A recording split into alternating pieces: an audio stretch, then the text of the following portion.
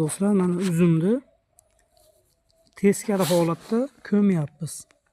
U mana shu holatda ekiladigan bo'lsa, biz mana bu holatda ko'mamiz.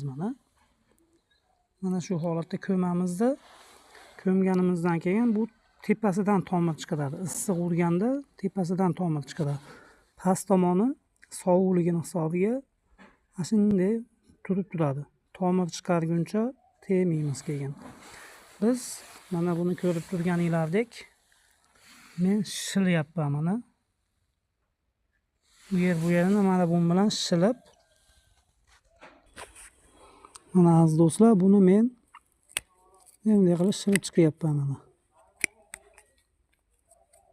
Bu yog'ini shilyapman-da. Buni keyin mana shu holatda qo'yyapman mana.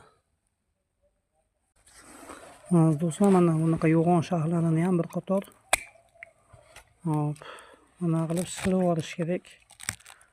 Shilib olsak, mana shu joydan yaxshiroq rivojlanadi. Shilib olmasanglar o'smashi mumkin.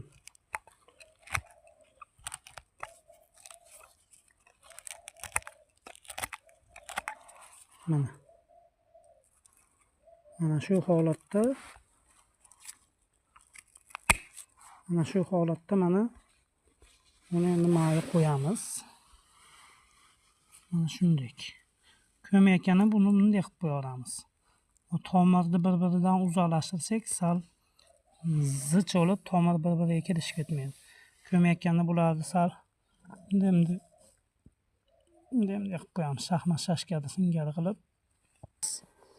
Har bittasini bitta-bitta qilib pauza qilib qilyapmiz. Bularni mana shular tomir chiqarib, ertaroq harakat qilayotganim sababi yaxshiroq o'ssa tomir chiqaradi. Tomir chiqarib, keyin meva qilib yuboradi. Ertaroq tomir chiqaradi, ertaroq hosilga kiradi. Mana shular tuvayda turgan holatda, xudo xolasa, mevasi pishadi. Tuvakka ham qilaman, xudo xolasa, yerga ham qilaman. Kimdir yerdagisini xohlaydi, kuzda ko'chirib beraman. Kimdir tuvada kerak desa, olib keta oladigan holatda qilib, xudo xolasa, qo'ldan kelganicha harakat qilaman do'stlar.